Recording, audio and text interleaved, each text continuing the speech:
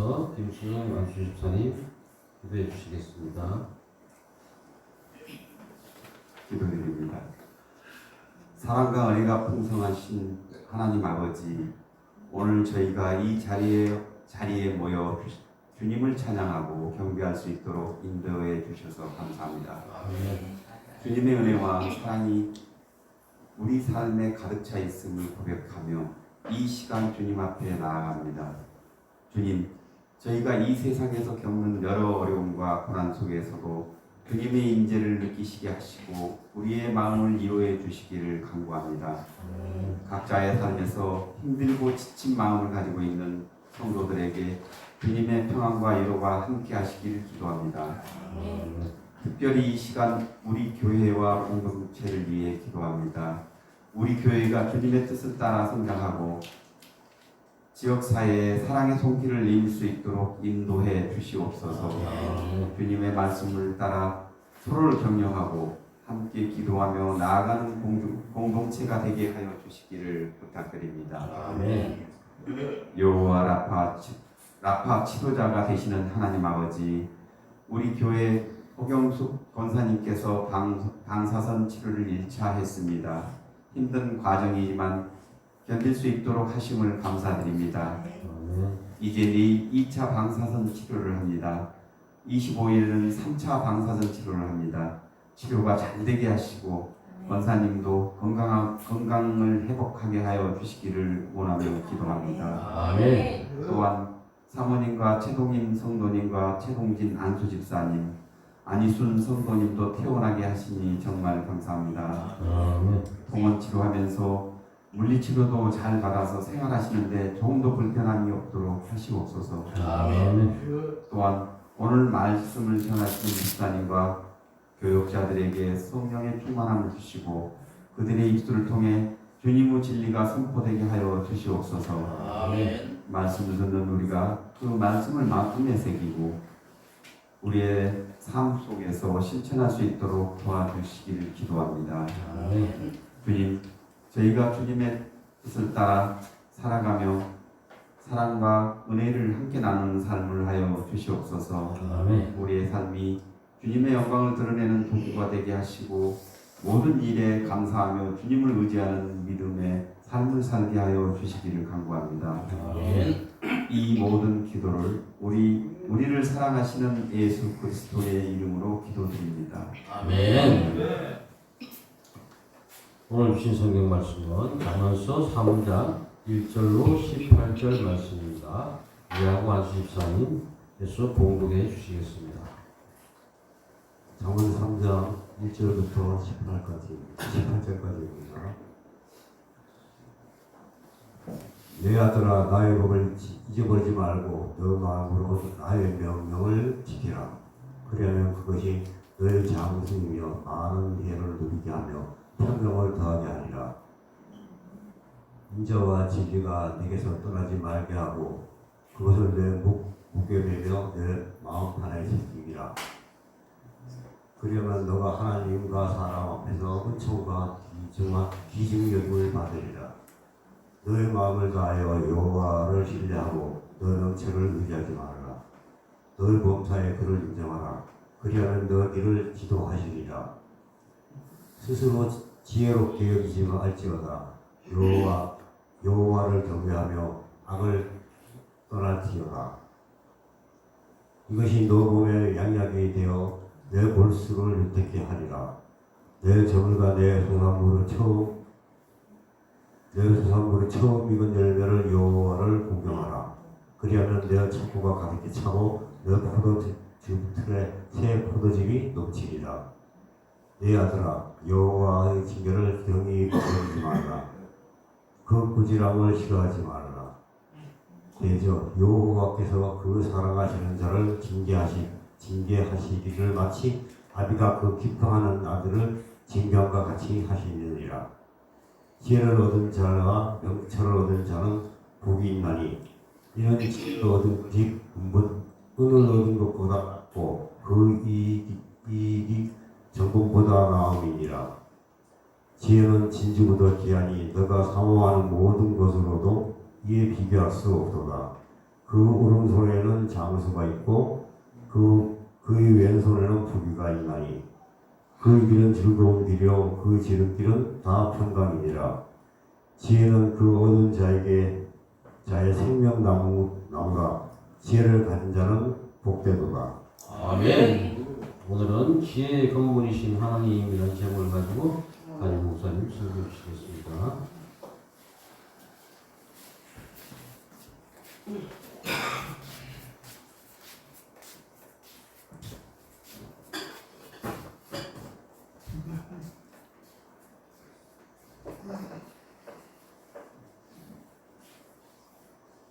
우리 허경수 권사님 이렇게 건강하게 잘 1차 방송 치료를 마치고 예배 참석하게 하신 하나님께 영광 돌립니다. 오시는데 눈물이 나와 끝났습니다. 자, 그나저나 저쪽 좀 눌러주세요. 뭘 하나 볼 게 있어요.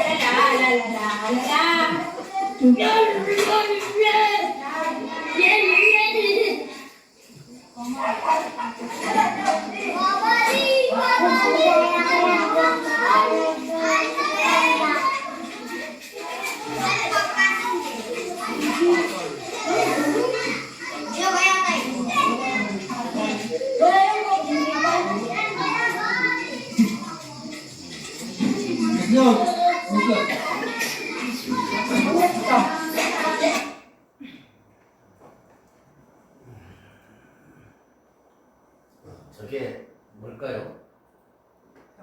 윈도우스.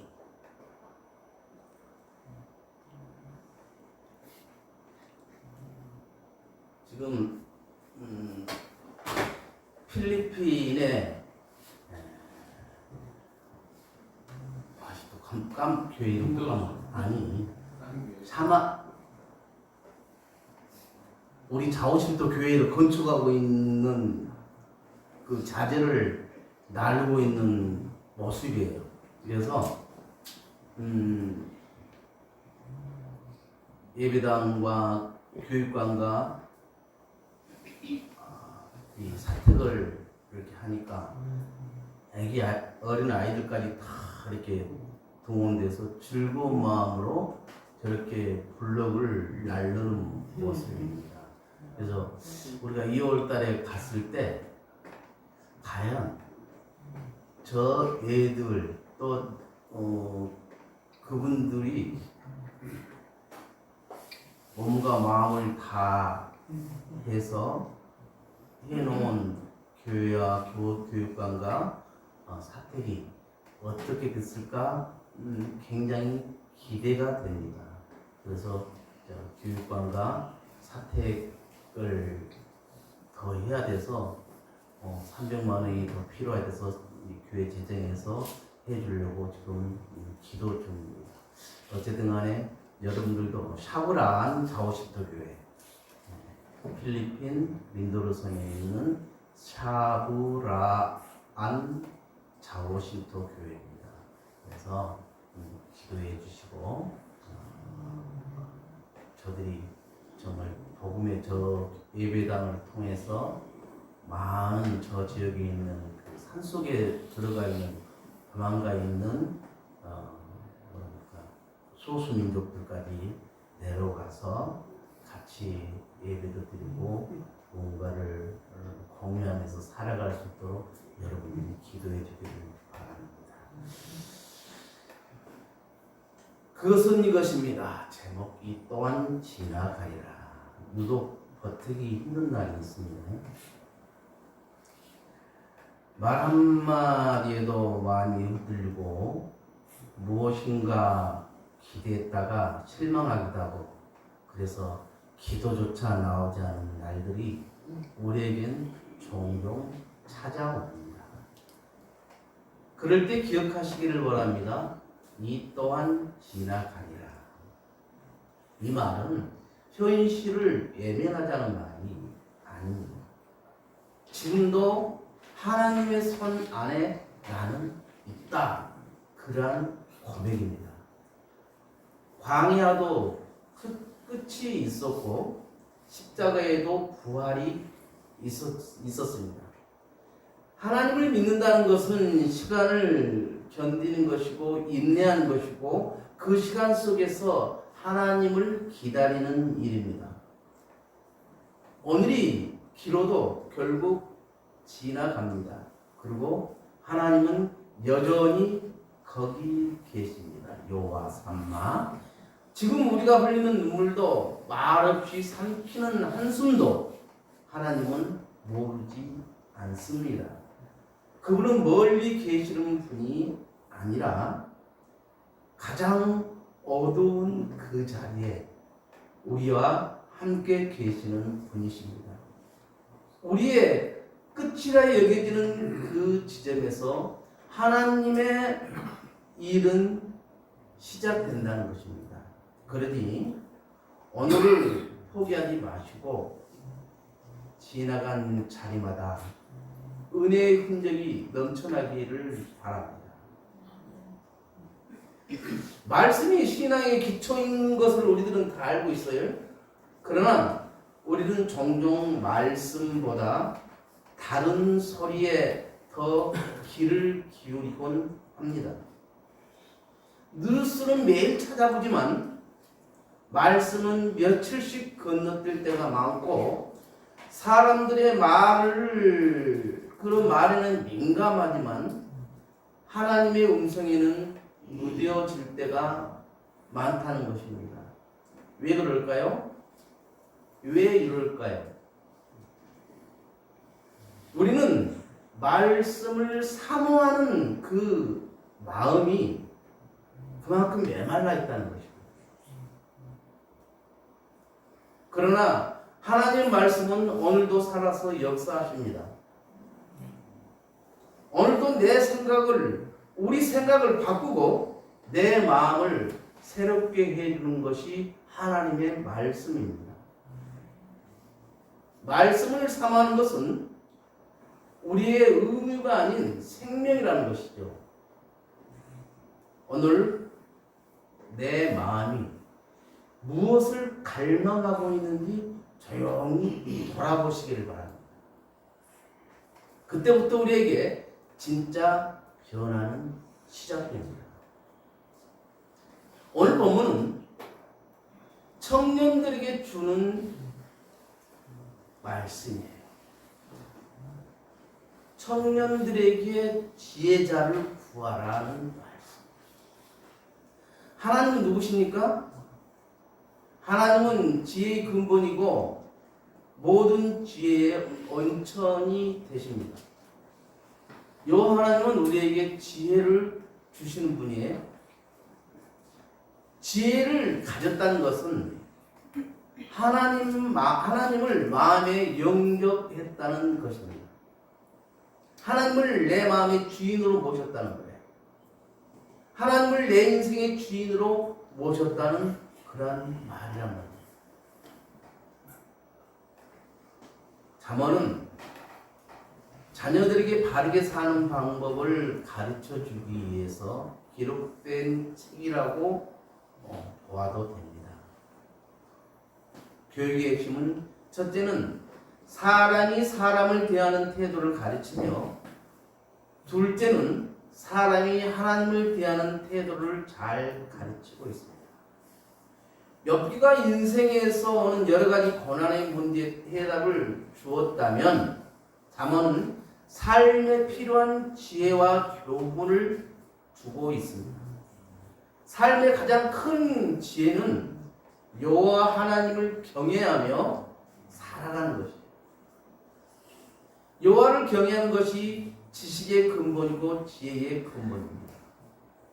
여호와 하나님은 우리에게 지혜를 주시는 분이십니다. 솔로몬이 왕이 된 후에 가장 먼저 한 일이 뭐예요? 하나님께 예배를 드렸어요. 1,000번제를 드린 후에 하나님은 솔로몬에게 선물을 주고 싶었어요. 솔로몬아, 너가 뭘 원하니? 너가 원하는 거 다 줄게. 솔로몬은 내 백성을 다스릴 수 있는 지혜를 주십시오 그러면서 하나님이 주시는 지혜를 원했어요. 그러니까 하나님은 뭐래요? 그 지혜만 줄 뿐 아니라 덤으로 많은 것을 누릴 수 있도록 하셨다는 거예요. 잠언 4장 7절에 지혜가 제일이니 지혜를 얻으라. 내가 얻은 모든 것을 가지고 명철을 얻을지니라. 왜 지혜가 제일일까요? 왜 지혜가 최고라고 할까요? 지혜라는 것은 뭐예요? 지혜라는 것은 모든 문제를 풀어내고 해결하는 능력을 지혜라고 합니다. 솔로몬은 왕이 된 후에 하나님께 지혜를 1,000번제를 드리고 지혜를 구했어요. 그리고 첫 재판이 뭐였어요? 아기를 두 여자가 서로 자기 아기라고 싸웁니다. 근데 여기서 우리가 그 내용에서 그 시대에 이 여자들은 창기였어요. 창기가 왕 앞에서 나와서 재판을 할 수 있는 그런 처지가 아니거든요. 근데 왜 왔느냐? 솔로몬이 백성의 그 마음을 알고 백성의 편에 서서 모든 것을 해나갔다는 거예요. 그래서 밑에서 사람들이 그걸 재판을 하는데 도저히 풀 수가 없어. 그래서 위로 계속 올리는 거야. 그래서 솔로몬 왕까지 온 거죠. 그때 솔로몬 왕이 했던 거예요. 야, 칼 좀 가져와. 가면서 애를 치려니까 칼을 움직여버려요. 아니요. 내 얘기 아닙니다. 저 사람한테, 저 여자한테 그 얘기 주세요. 솔로몬이 뭐예요? 네가 진짜 엄마다. 엄마는 자기를 희생해서라도 자기 자식을 살리는 게 엄마이기 때문에 솔로몬은 두 여자 중에 서로 자기 애기라고 우겼지만 내 애기를 죽이려니까 내 애기가 아니까 저 여자한테 주세요 한 그 엄마한테 이게 네 진짜 애기다. 너가 너의 자녀다, 자식이다 하면서 그 엄마가 자식을 키울 수 있도록 한 거예요. 그래서 이 재판 성경에 기록되잖아요. 세상을 살다 보면 크고 작은 문제들을 만납니다. 때로는 실타래처럼 얽혀 설킨 문제도 있어요. 세상은 왜 이렇게 혼란스럽고 시끄러울까요? 문제가 많기 때문에 그래요. 그럴 때 문제를 해결해 준 사람이 있다면 세상은 조용한 세상이 될 것이고 사람 사는 세상은 좀 더 평안해질 거예요. 그런데 그 문제들을 해결해 줄 수 있는 사람들이 부족하다는 것이죠. 그래서 솔로몬은 먼저 부귀영화를 구한 것이 아니라 지혜로운 마음을 달라고 구했던 것입니다. 우리들이 살아가면서 지혜를 구해야 될 때가 얼마나 많습니까? 이 문제를 꼭 법적으로 막 해서 재판에 하는 것보다 지혜롭게 서로 합력해서 소원을 이뤄나갈 수 있도록 풀 수 있는 방법들이 많이 있는데 지혜가 부족하기 때문에 그 문제들을 풀어주지 못하고 세상 법으로 끌고 가는 경우도 많다는 것이죠. 그래서 우리는 많고 많은 것을 달라고 기도하더라도 그 전에 하나님 저에게도 지혜를 주십시오라고 이 문제들을 풀어갈 수 있는 회사에 이런 문제들이 있는데 이것을 지혜롭게 풀어갈 수 있도록 그 지혜를 저에게도 주십시오. 이 사람하고 문제가 참 얽히고 설켜 있는데 이 사람하고 문제를 잘 해결해 나갈 수 있도록 지혜를 주십시오 라고 지혜를 구하는 것이 굉장히 중요하다는 말입니다. 그래서 우리는 먼저 지혜를 구할 수 있기를 바랍니다. 솔로몬 왕은 지혜를 주시는 하나님께 어떻게 했어요? 여호와 하나님을 경외하며 살았어요. 최고 지혜는 여호와 하나님을 경외하며 사는 것이라고 성경은 기록하고 있습니다. 반대로 세상의 지식과 지혜는 부족해도 여호와 하나님을 경외하는 뜨거운 마음과 그 믿음이 있다면 하나님의 사람으로 존귀한 사람으로 인정받게 됩니다. 바울은 예수 그리스도를 아는 것이 가장 고상하다고 했습니다. 여호와 하나님을 의지하는 삶을 살았습니다. 신앙은 전능하신 여호와 하나님께 모든 것을 맡기고 사는 사람입니다.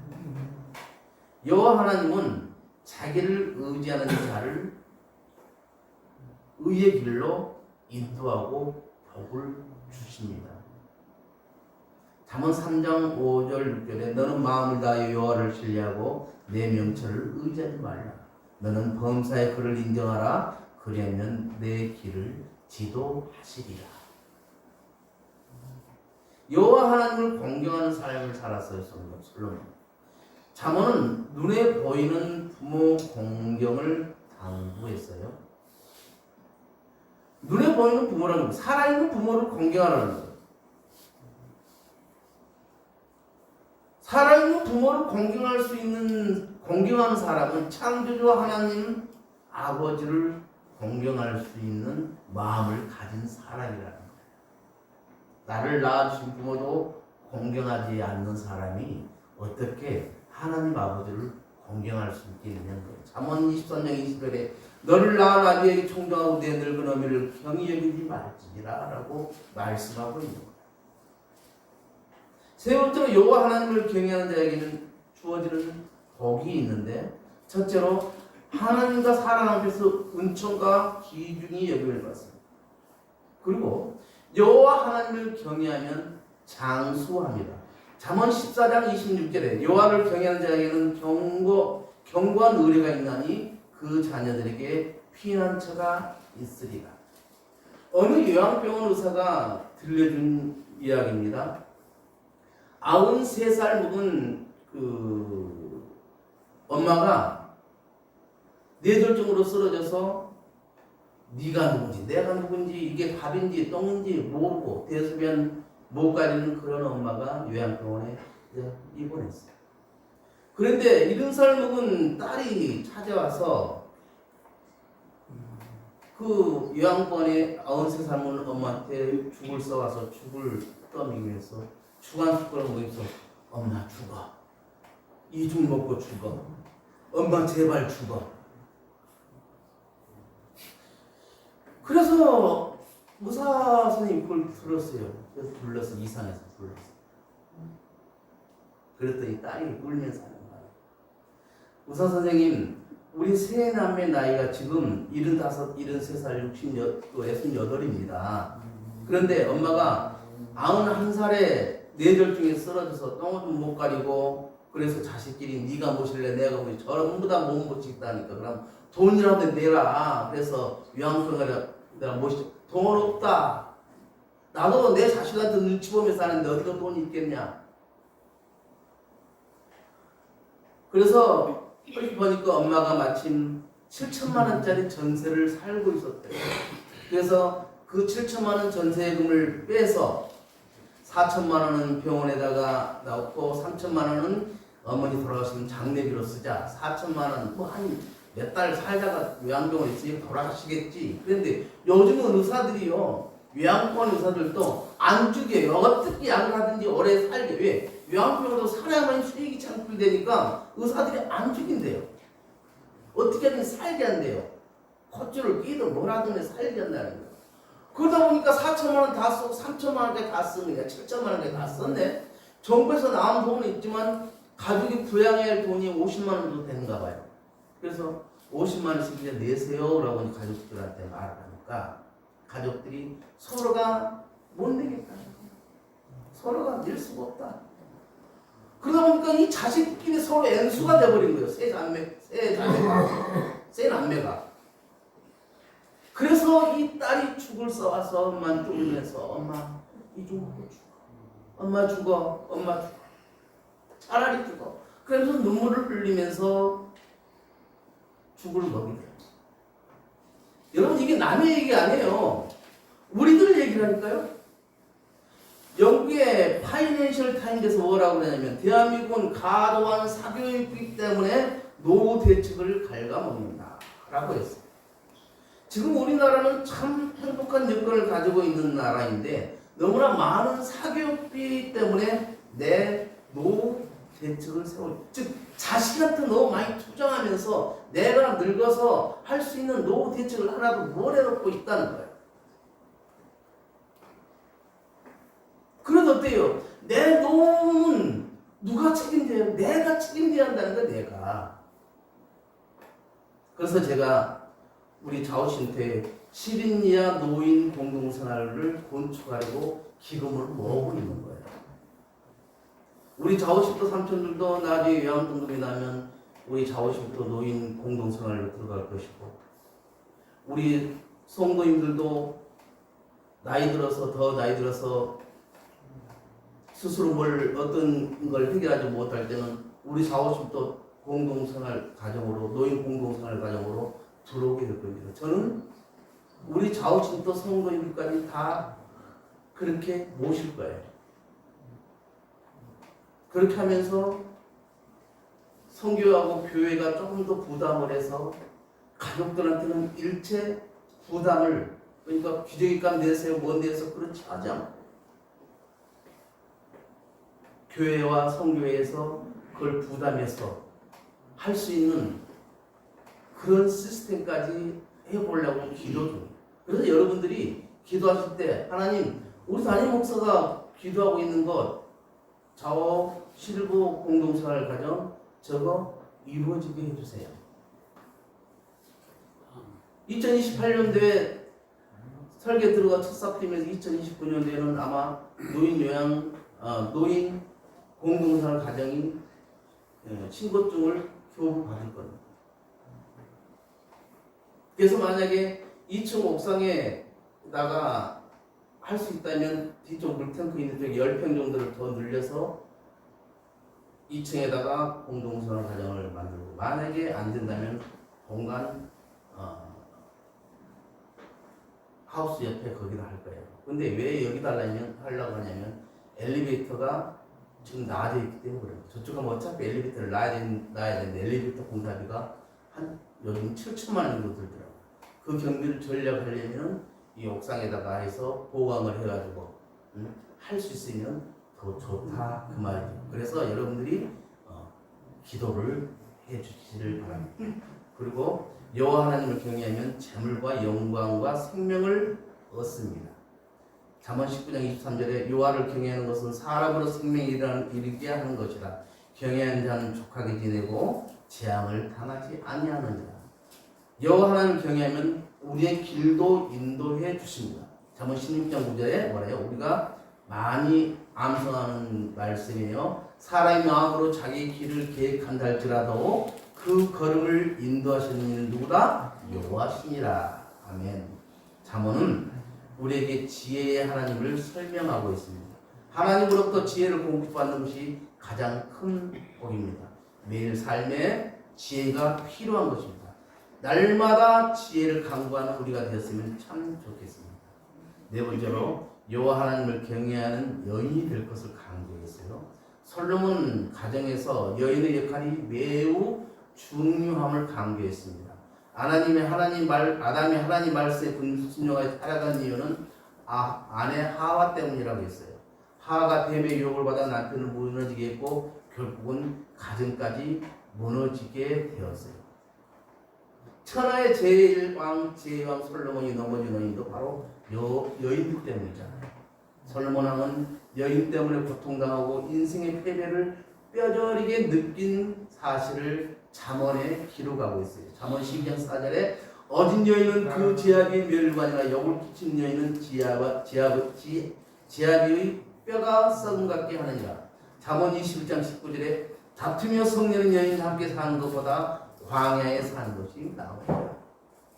광야가 얼마나 힘든 곳인데 다투며 사는 여인하고 살 바엔 차라리 그 광야에서 사는 게 낫다고 할 정도로 여인과 다투는 것이 힘들다는 거예요. 잠언의 마지막 된 31장에는 여호와 하나님을 경외하고 섬기는 현숙한 여인은 진주보다 귀하고 값지다라고 고백했어요. 곱고 아름다운 것이 중요한 것이 아니라 여호와 하나님을 경외하는 여인이 최고로 칭찬받은 여인임을 말씀하고 있습니다. 여인에게는 아름다운 것이 세 가지가 있는데 세 가지 이름이 있는데 첫째는 결혼을 통해서 얻는 아내라는 이름이요. 둘째는 자녀를 낳음으로 얻게 되는 어머니라는 이름이요. 셋째는 그 집의 부모를 섬기는 며느리라는 이름입니다. 이 여인의 이름을 보면 여인은 가정의 주인이라는 말이죠. 아내고 며느리고 어머니니까 그 가정의 주인이란 말이에요. 그래서 우리는 보통 집안의 어머니나 아내를 그 집의 안주인이다라고 말합니다. 하나님은 아담을 배필로 만들어 주면서 그 사명을 돕는 배필이라고 하셨어요. 아내는 남편을 돕는 배필이에요. 돕는 배필이 되는 아내가 여호와 하나님을 경외할 때 그 집안은 복된 집이 되고 남편은 살맛이 나며 자녀는 행복한 삶을 살게 됩니다. 여호와 하나님을 경외하는 지혜로운 여인이 되어서 가정을 빛내며 이익에 유익을 주는 그러한 사람으로 그러한 우리 모두가 되기를 주님의 이름으로 축원을 드립니다. 이제 통성으로 기도 시간입니다. 기도하실 때 각자 기도 제목을 놓고 기도하시기 바랍니다. 에레미야 33장 2절 3절 보니까 이를 행하신 여호와 그것을 만드는 성취하는 여호와 그의 이름을 여호와 하나님과 이와 같이 이루는도다. 너는 내게 부르짖으라. 내가 네게 응답하겠고 내가 알지 못하는 크고 비밀한 일을 네게 보이리라 라고 약속하셨어요. 그래서 이 시간에 하나님 아버지와 함께 영적 교제를 나누는 그런 시간이 되었으면 좋겠어요. 그래서 주여 삼창하고 기도하도록 하겠습니다. 주여! 주여! 주여! 세상 역사를 주관하시고 사람의 살아가고 인정하신 아버지 하나님 감사합니다. 날마다 숨쉬는 순간마다 하나님과 범인하고 있으면서도 하나님을 멀지 않는다고 하나님 아버지를 망각하며 살아온 날이 많았습니다. 내가 좋을 때는 하나님을 남자고 있다가 내가 힘들고 어릴 때는 하나님을 찾습니다. 그럼에도 불구하고 어디 계시는 여호와 참 아버지 하나님께서 여전히 저희를 사랑하시고 보호하시고 인도하심을 믿습니다. 교회가 교회되고 성도가 성도 되기를 원하시는 아버지 하나님, 저희가 하나님 중심 말씀 주신 교회 중에서 살아가면서 세상 속에는 연약한 교회지만 이 작은 교회 숫자가 하나님 나라 앞에 위해서 헌신봉사 충성할 때에 여호와로 이 목자가 되시는 하나님 아버지께서 양되는 저희를 하나님 아버지께 기뻐하는 교회로 인도해 주실 줄 믿습니다. 먼저 저희가 하나님 말씀에 순종할 수 있는 믿음 주시기를 원하며 기도합니다. 저에게 성령님을 허락하여 주옵소서. 늘 성령님과 동행하며 살아갈 수 있도록 성령을 모셔드리기를 원합니다. 피노와 거룩한 영신 하나님 아버지께 저희 아버지께서 저희와 함께 하셔서 우리 좌우식도주의 성도인들이 하나님 아버지께 기뻐하는 성도인들이 되게 하여 주옵소서. 늘 하나님 앞에서